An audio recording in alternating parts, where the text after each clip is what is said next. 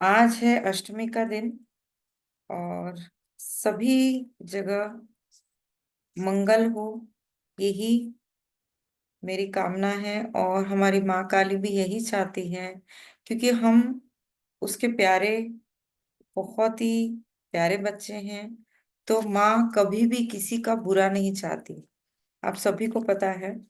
तो इस तरह से अ, कई बार माँ मुझसे कनेक्ट हुई हैं। तो हम अगली जो ऑटो राइटिंग के मुझे संदेश मिले हैं, वो मैं पढ़ने जा रही हूँ दोस्तों। इस ऑटो राइटिंग में माँ ने मुझे ऐसे संदेश दिए, मतलब कोई चार चीजों को, बहुत ही हमारे लाइफ में बहुत इंपॉर्टेंट है, उन चीजों को माँ ने बताया है। सबसे पहले जब मैं ऑटो राइटिंग करने बैठी तो उस वक्त मैं लिखती जा रही थी कि इटर्नल ब्लिस करके, यानी जो हमारे अंदर जो है, इटर्नल यानी शाश्वत, जो हमारे अंदर जो साम्राज्य है, वो हमें जानना है ना। तो हम अभी तक क्या है, भौतिक जो भौतिक वादी चीजें हैं उसी में फंसे हुए हैं। कितने जन्म हमारे हुए हैं, तो हमारे अंदर जो ओल्ड बिलीव्स हैं, और बस हम इसको ही परम सत्य मानते आ रहे हैं और अभी तक मानते चले आए, और यही होता आया है। पर अब ये इटर्नल ब्लिस क्या है, ये जानने का समय आ गया है। तो वही माँ ने हमें समझाया है कि क्या है। तो मुझे अचानक ना बहुत बड़ी बड़ी बिल्डिंग्स दिखाई दे रही थी, बहुत बड़ी बड़ी बिल्डिंग्स, जिसमें मतलब वो बिल्डिंग, अब ऐसी चीजें दिखाई जाती हैं जब हम ऑटो राइटिंग करते हैं, तो वो उसके पीछे क्या है। तो मैंने इतनी ऊंची ऊंची बिल्डिंग देखी ध्यान में। तो मैं वहां से पूछा कि मतलब मेरे अंदर वो आया कि ये क्यों मुझे बड़ी बड़ी बिल्डिंग्स दिखाई जा रही है, तो मेरा क्या कनेक्शन है इस बिल्डिंग से।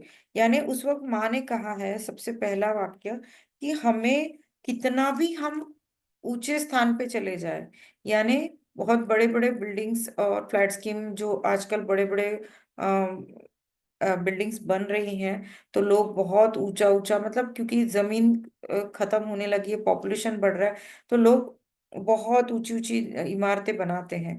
तो माँ का ये कहना, आप कितनी भी ऊंचाई पे रह लो, पर आपको ग्राउंडिंग करना बहुत जरूरी है, मतलब आपको जमीन से जुड़ा जुड़ा होना बहुत इंपॉर्टेंट है ना। तो ये माँ ने मुझे बताया, इसलिए ये बताया गया कि आप कितना भी ऊंची उड़ान भरो, पर आपको आखिरी में जमीन पर आना ही है। तो ये बताया जा रहा था। तो मैं धीरे धीरे ये पता चल रहा था कि मैं माँ काली से जुड़ती जा रही हूँ। और माँ को मैंने पूछा, हे माँ, तेरा जो ज्योति स्वरूप है उसका अर्थ क्या है। तब माँ ने कहा, एक ये शक्ति है, ये कई रूपों में है।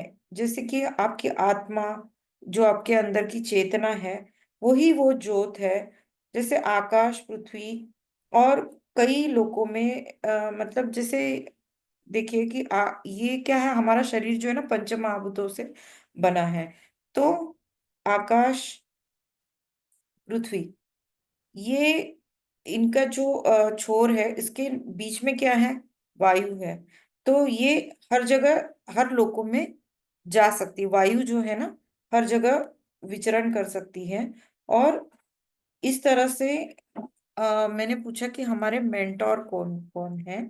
तो उसी तरह मैंने बताया कि जैसे मेंटर को हम क्या कहेंगे, एडवाइजर, टीचर, सलाहकार, उपदेशक। यानी अब इसमें चार बहुत इंपॉर्टेंट पॉइंट्स माने बताया कि सबसे पहला, मेंटर क्या है, हम हम अपने गुरु हैं, स्वयं के गुरु। दूसरा, हमारा हायर सेल्फ। और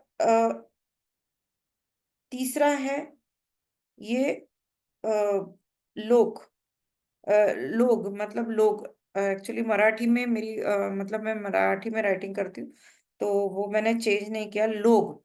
तो ये जो लोग हैं ये भी हमारे मेंटोर ही हैं, जो हम आसपास जिनसे हमारा रिलेशन होता है, हमारे दोस्त हैं, जो भी हमारे कांटेक्ट में आता है, हमारी फैमिली है, सोल फैमिली है ये।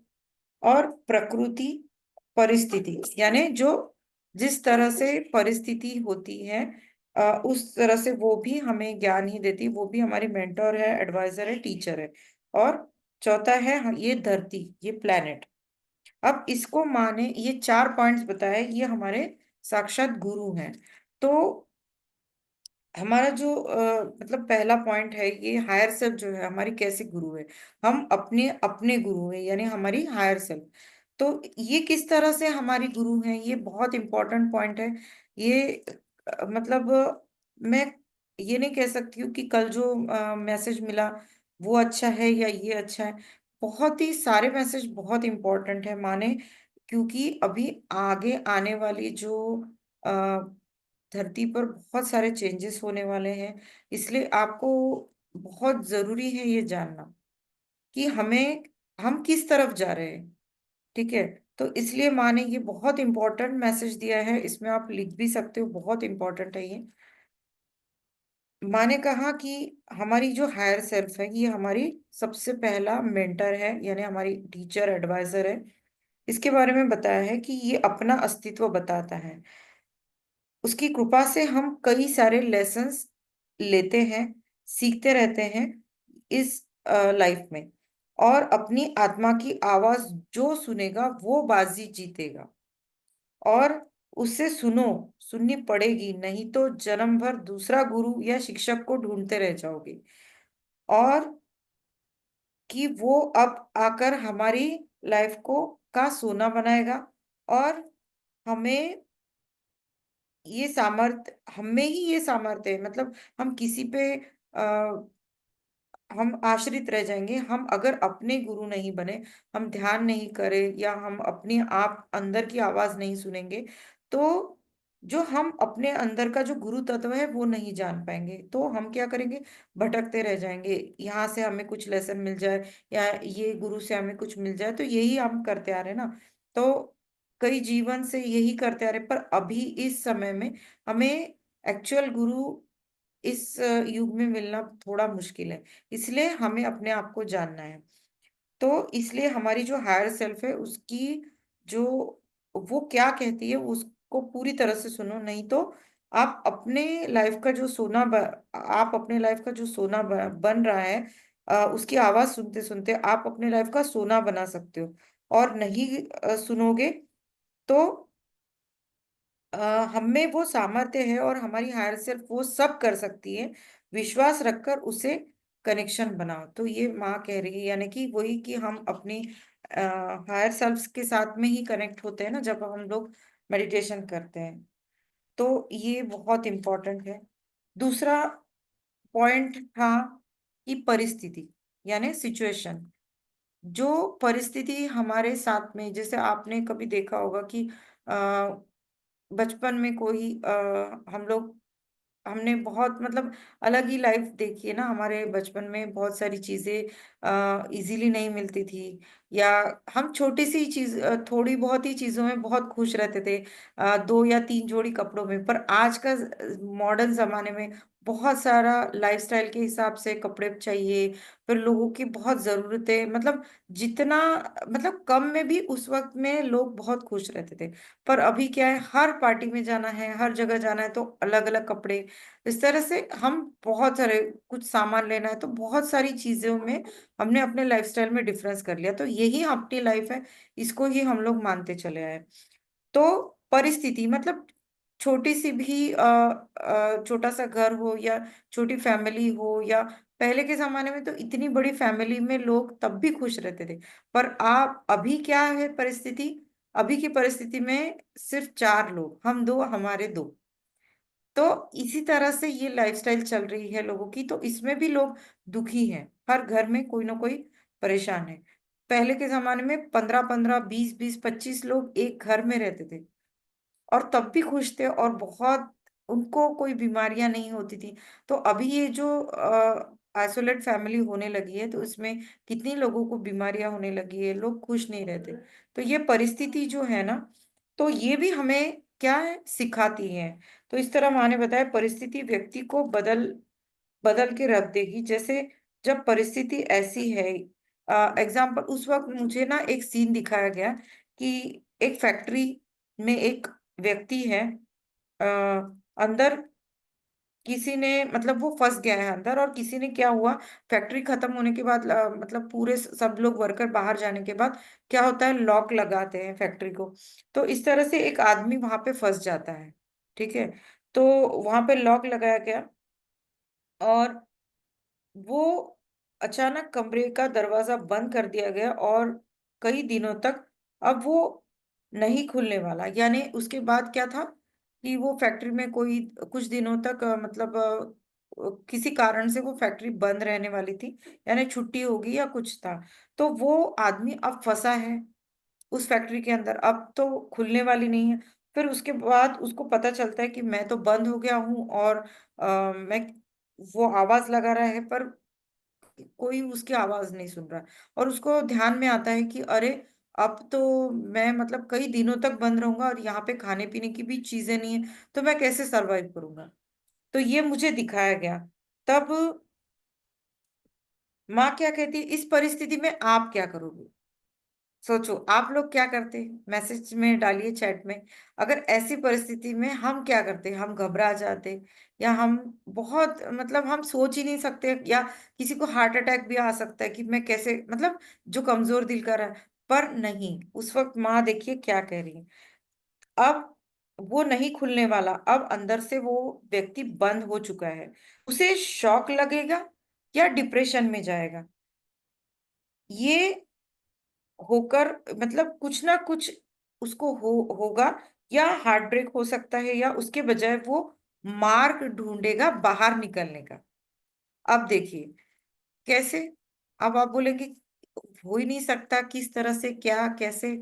अब अगर वो व्यक्ति सोच लीजिए ध्यानी है, ठीक है, तो उसके बाद आगे माँ ने क्या कहा है, पर उसके पास कोई मार्ग ढूंढने का, यानी कोई चारा नहीं है बाहर निकलने का, अगर कोई साधन ना हो। अब ये सिचुएशन है कि वर्कर है, उसके पास मोबाइल नहीं है, रेडियो नहीं है, कुछ भी नहीं है जो बाहर के लोगों को वो संदेश दे सके, और किस तरह से वो, कैसे मतलब बिहेव करेगा, या उसके ऊपर क्या बीतेगी, कुछ भी ना हो जिससे वो संदेश भेजे बाहर। और तब उसे उस परिस्थिति में उसे जो सूझता है वो उसने करना है।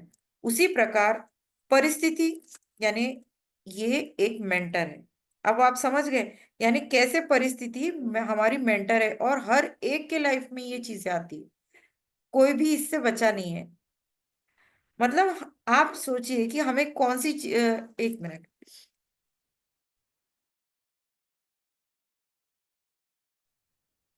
आप सोचिए कि हमें कौन सी चीज ने हमें ध्यान में लाया, कुछ तो चीजों ने ट्रिगर किया होगा। ये कभी सोचा है आपने। तो ये जो है ये परिस्थिति, तो परिस्थिति ये हमारी मेंटर होती है। उसी तरह से अब आप देखिए, ये हर एक जो चार पॉइंट्स जो माँ ने बताया ना, सबसे पहला पॉइंट क्या है, हमारी हायर सेल्फ, उसके बाद प्रकृति यानी परिस्थिति, और लोग, और ये धरती प्लैनेट। अब ये जो चारों है ना, ये इंटरलिंक्ड है। देखिए कैसे इंटरलिंक्ड है, बहुत इंपॉर्टेंट पॉइंट है ये। उसी तरह से, यानी फर्स्ट, यानी हमारी जो हायर सेल्फ का कनेक्शन है वो सेकंड से है। ठीक है, वो सेकंड परिस्थिति से है। वे दोनों कैसे एक में से कनेक्टेड है, यानी अगर तुम अपनी हायर सेल्फ से कनेक्शन बनाओगे तो परिस्थिति तुम्हें कठिन नहीं लगेगी, क्योंकि तुम उस परिस्थिति में अपने को अकेला नहीं पाओगे, जबकि तुम्हारी हायर सेल्फ भी तुम्हारे साथ है।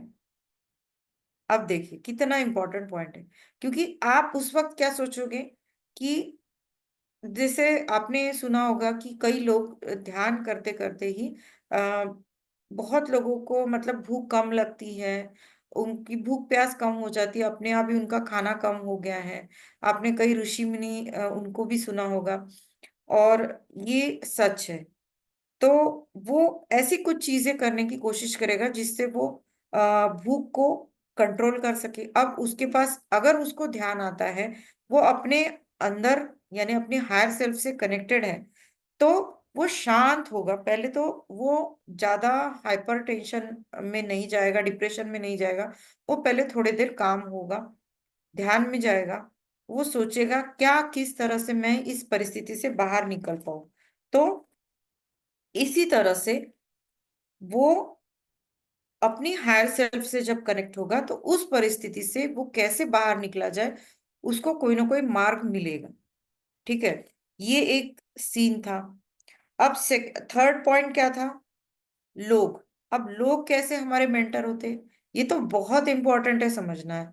रिलेशनशिप, हमारी फैमिली, हमारे फ्रेंड्स, या फिर जो अभी तक हमारे सर्कल में आता है, हमारे ग्रुप में है या सोल फैमिली में है, या हमारे अभी तक के लाइफ में जो हमारे बचपन से लेकर टीचर्स रहे हैं या फ्रेंड्स रहे हैं, अभी तक के लोग हैं। तो ये सारे लोग जो है ना, ये एक्चुअली हमें लेसन्स देने आते हैं। They actually mentors, they they are teachers, mentors. कैसे? अब ये थर्ड पॉइंट माने बहुत ब्यूटीफुली एक्सप्लेन किया है। लोग लोग तो कई तरह से हमारे मेंटर हैं। वो हमें हर तरह से हमें वो हर बार हमें आकर बोध कराते हैं। तो मैंने कहा कैसे माँ? वो मेंटर हैं, वो सर्वस्वी हमारे मेंटर है। कैसे? हर एक जन्म में हमें, या पिछले कई जन्मों में हमें सीख देते हैं, सीख देते आ रहे हैं, और इस जन्म में भी सिखाते ही हैं। आपने देखा होगा कि आ, मतलब हमने जितने भी जन्म लिए, अभी आपको पास्ट लाइफ के बारे में, अब आप स्पिरिचुअलिटी में आने के बाद आपको ये भी पता चला होगा कि हमारी पास्ट लाइफ भी होती है।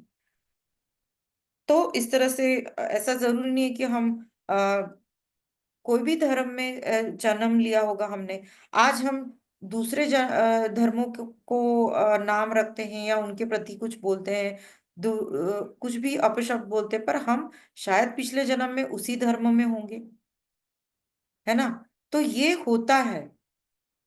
तो हम अलग अलग फैमिली को चुनते हैं हर बार, हर जन्म में।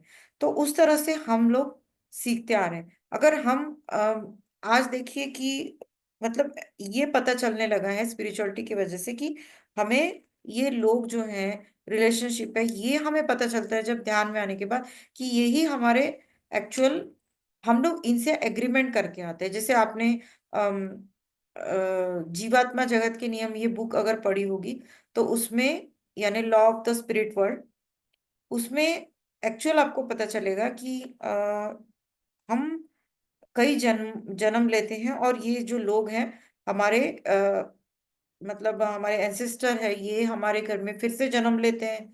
और या हमारे पिछले जन्म में हमारे पिता होगा, पिता होंगे तो वो हमारा बेटा बन के आता है, या बेटा है तो पिता बन के आता है, बहन है, भाई, ऐसे चेंज होते रहते हैं हमारे रिलेशंस। तो ये हमें हर बार कोई ना कोई लेसन देने आते हैं। तो कैसे कि जन्म में हमें उदाहरण के लिए लोग ही हमें गिरा या उठा सकते हैं।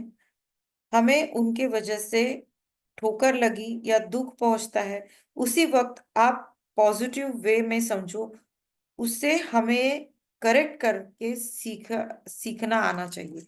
यानी कि अगर आपसे कोई दुर्व्यवहार कर रहा है, आपको गलत बात बोलता है, अगर घर में कोई ऐसा व्यक्ति है जो आपको अपोज करता है, उनके साथ आपकी नहीं बनती, या बचपन में कोई भाई बहन होते हैं उनसे आपकी नहीं बनती, तो इस तरह से आप ये ना सोचे कि वो मुझे ट्रिगर कर रहा है या मुझे गुस्सा दिलाता है। नहीं, वो एक्चुअली आपको आपके ऊपर काम करना सिखा रहा है।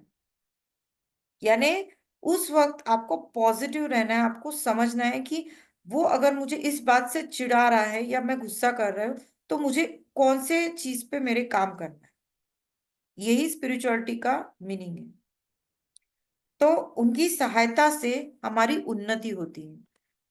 हम दुखी, ये हम अपने ऊपर, we create our own reality, यानी हम ही हमारे क्रिएटर हैं। हमें दुख में जाना है या उससे उस परिस्थिति से बाहर आकर, क्योंकि देखो ये भी उसी से इंटरलिंक्ड है परिस्थिति। तो उस वक्त वो सिचुएशन में हमें जो लेसन मिल रहा है, या हम हमारे साथ में कोई हमें ट्रिगर कर रहा है, तो वो हमें क्या सिखाना चाह रहा है, हमारी उन्नति होती है उसी से। तो भी हम सीखते हैं कि दूसरे की हेल्प करना या दूसरों के लिए कुछ अच्छा करना, कि सब दिन एक जैसे नहीं होते। तो उन्नति या अधोन्नति ये लोगों द्वारा या व्यक्ति के अनुसार बदलते रहते हैं।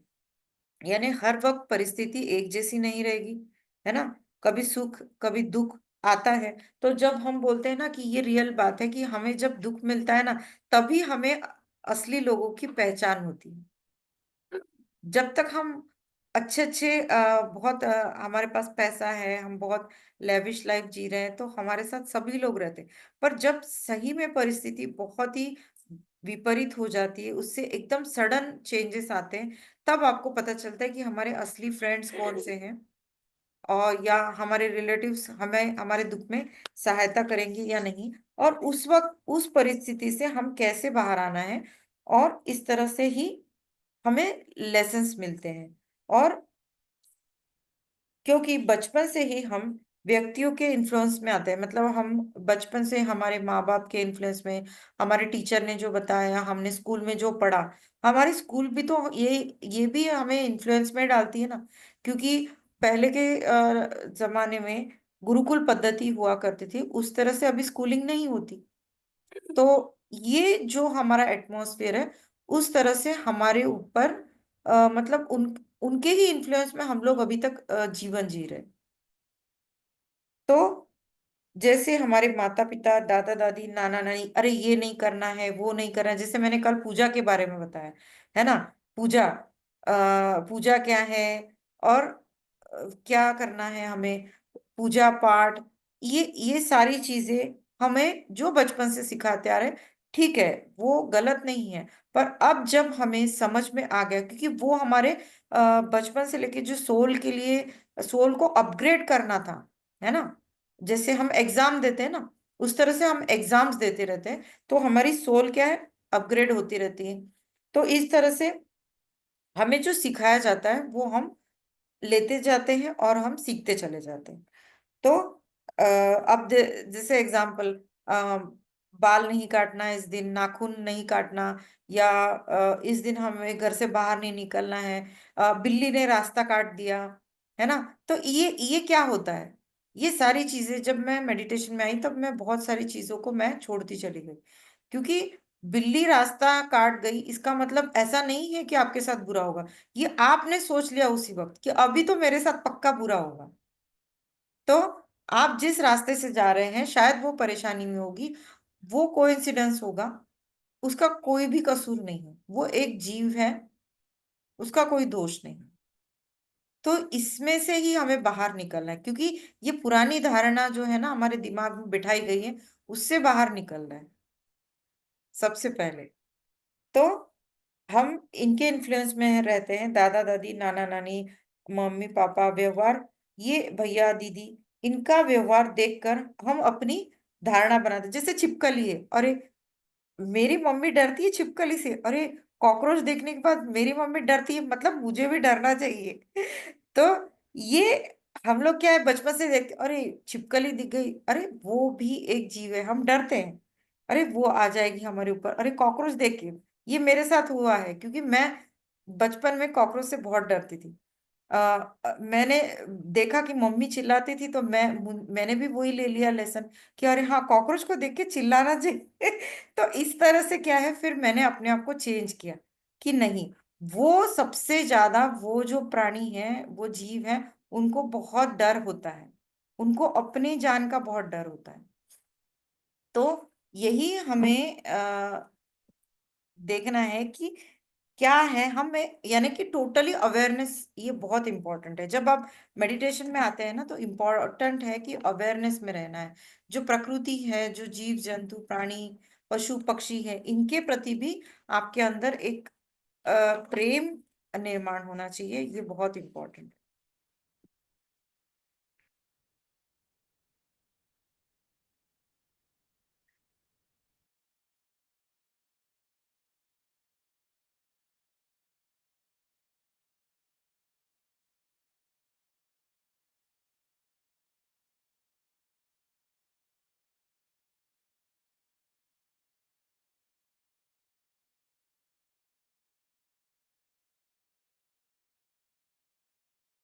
तो हम क्या करते हैं, इनकी छत्र छाया में और इनके संस्कार में पले बड़े हैं।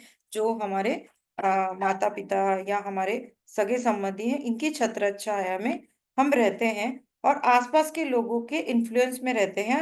जिस संस्कारों में पले बड़े, जो छाप ये लोग हम पर छोड़ते हैं, वो लोग भी हमें लेसन देने के लिए ही बहुत बड़ा रोल प्ले करते हैं और हमारी लाइफ में बहुत बड़ा वो रोल प्ले करते हैं। जैसे कि नेगेटिव या पॉजिटिव लाइफ बनाना हम अपने लाइफ में इन्हीं लोगों से सीखते हैं।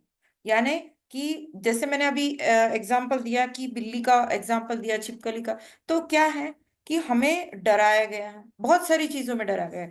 जैसे अगर आप, अरे आप नवरात्रि में व्रत करना है, नहीं तो माता नाराज हो जाएगी, अरे माता को यही करना है, फल फूल चढ़ाना है, भोग लगाना है, नहीं तो अरे टाइम पे भोग नहीं लगाया तो माता नाराज हो जाएगी। या बहुत सारी धारणाएं ना हमने ही बना के रखी। तो ये सारी चीजों को ना हम मतलब एक निगेटिवली भी ले लेते हैं कि अरे ये नहीं किया तो हमें मतलब क्या हो जाएगा पता नहीं। अगर हमने थोड़ा सा भी इधर उधर जो भी किया, पूजा पाठ में कम ज्यादा हुआ, तो आज यही अगर माता को भोग नहीं चढ़ा है ये, तो इससे माता नाराज हो जाएगी। तो ये ऐसा नहीं होना चाहिए। पूजा में यही सामान होना ही चाहिए, एक सुपारी कम हो गई तो नहीं। ये सारी चीजें ही तो हम करते आ रहे हैं। ये मुझे ये बताइए, मैं हमेशा सोचती थी कि जो चीजें उस परमेश्वर ने ही हमें दी है, फूल पत्ती, या पूजा का जो भी सामान हम चढ़ाते हैं, ये सारा कुछ तो उसी ने दिया है। और हमारी क्या औकात है, हम उसको दे रहे हैं। ये आपने कभी सोचा है? ये मेरे हमेशा दिमाग में आता था पहले से ही। तो मैं ये सोचती हूँ कि जो चीजें उसी भगवान ने हमें दी है, उस परमेश्वर ने हमें दी है इस पृथ्वी पर, ये पृथ्वी भी एक भगवती है। तो ये सारी चीजें उसी ने दी है और हम ही उसको दे रहे हैं। ये कभी सोचा है? तो इससे बाहर निकलना है हमें। तो हम क्या करते हैं, अरे छोटी मोटी चीजें अगर कमी हो गई तो एकदम से पॉजिटिव हमें सोचना है कि हाँ ठीक है, जो है एक्सेप्टेड, तो निगेटिव में नहीं जाना है।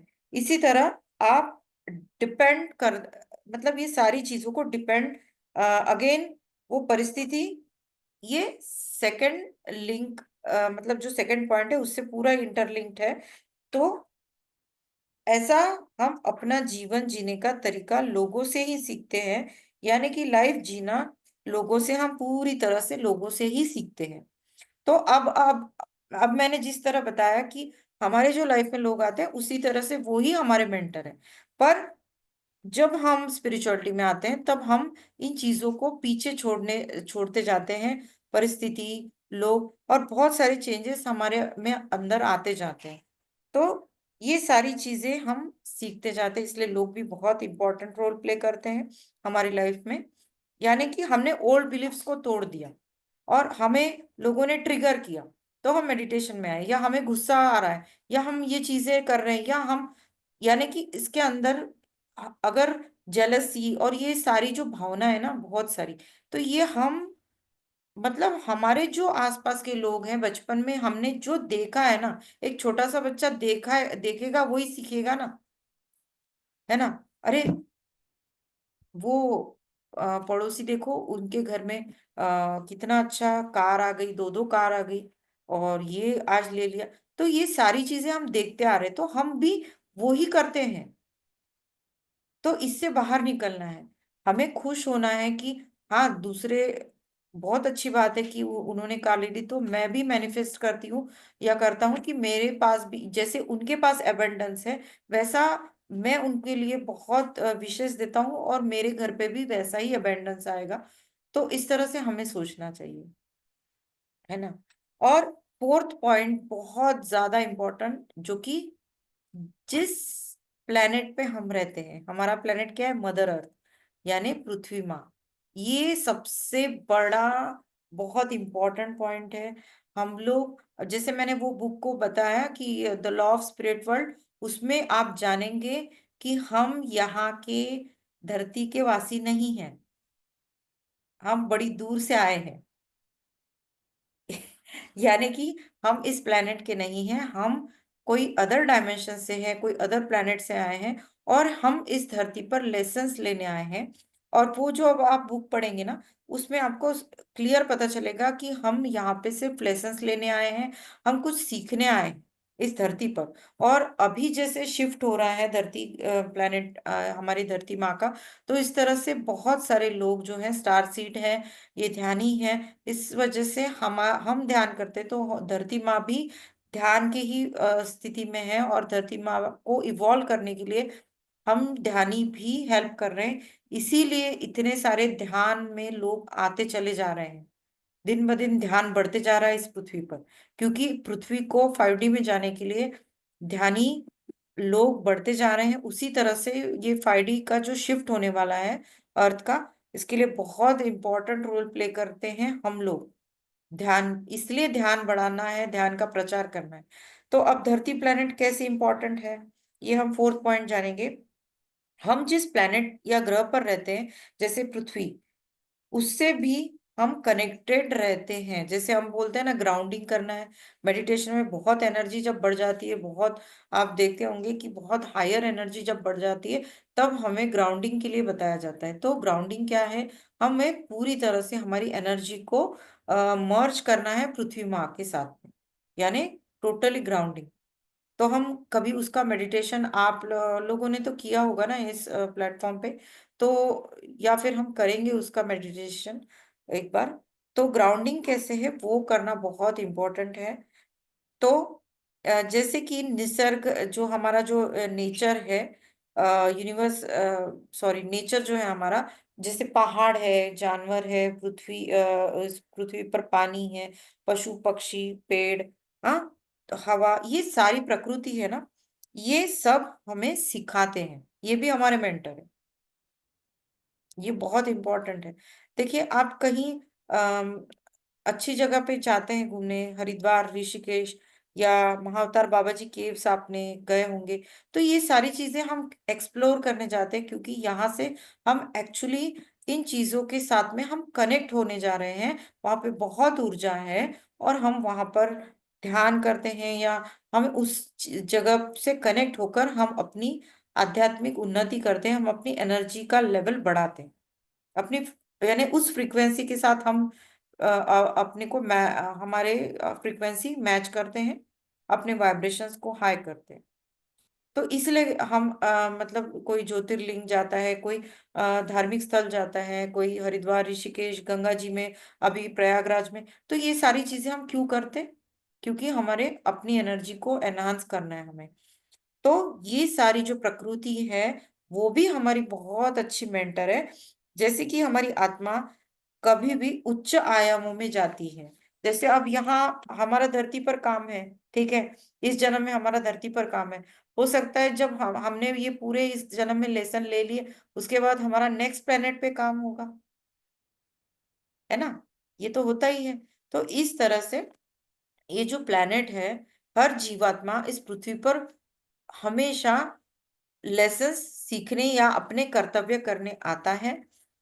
और देवी देवता भी यहाँ मनुष्य होकर, या कोई भी जीव यहाँ सीखने ही आता है। देवी देवता भी आए, कृष्ण कन्हैया, हनुमान जी, या राम जी, कितने सारे, गौतम बुद्धा, रामकृष्ण परमहंस, योगानंद परमहंस जी, लाहिड़ी माशे, कितने का नाम बताऊं मैं, ये सारे लोग जो है ना, ये यहाँ पे सीख कर हम तक ये विद्या देने आए हैं, ये हायर मास्टर्स हैं, ठीक है।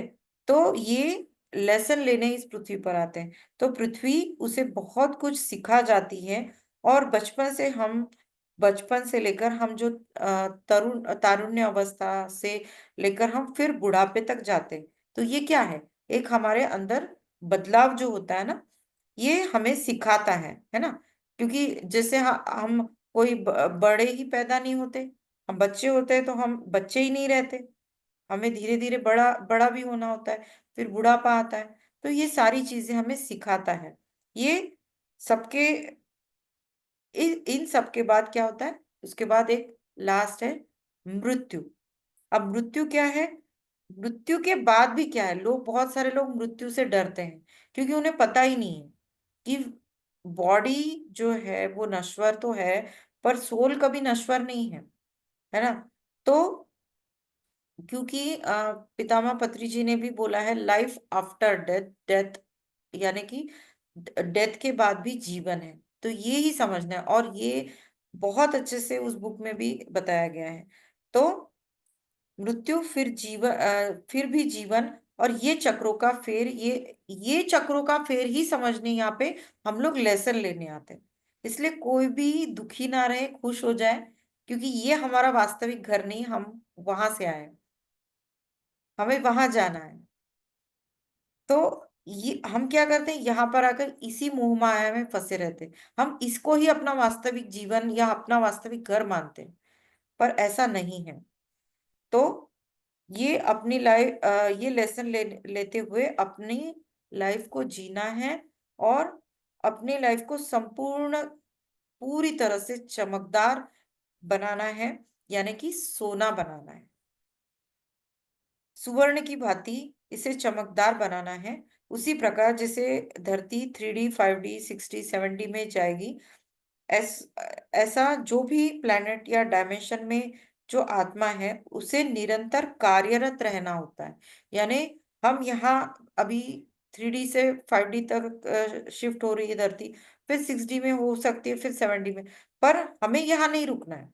हम यहाँ का हमारा कार्यभार खत्म होने के बाद, हम जब हम बॉडी वेकेट करेंगे, तो हम हमारा वो सोल प्लान होता है कि हमें अभी नेक्स्ट कौन सा प्लैनेट चूज करना है। इस तरह से होता है। तो ये कार्य क्या है, निरंतर हम लोग करते रहते हैं। और उसके बाद मुझे कुछ सीन दिखाया गया, ऑफिस, मॉल, ये सब एम्प्लॉय एक विशिष्ट यूनिफॉर्म में है, यूनिफॉर्म में रहते हैं, और दृष्टि भ्रम होता होता है कि वर्कर है या यूनिफॉर्म में, इसे पहचानना बड़ा मुश्किल है। अब ये मुझे दो सीन यहाँ पे दिखाए गए थे कि अब देखिए, एक बहुत बड़ा मॉल है, उसमें बहुत सारे इम्प्लॉय हैं, ठीक है।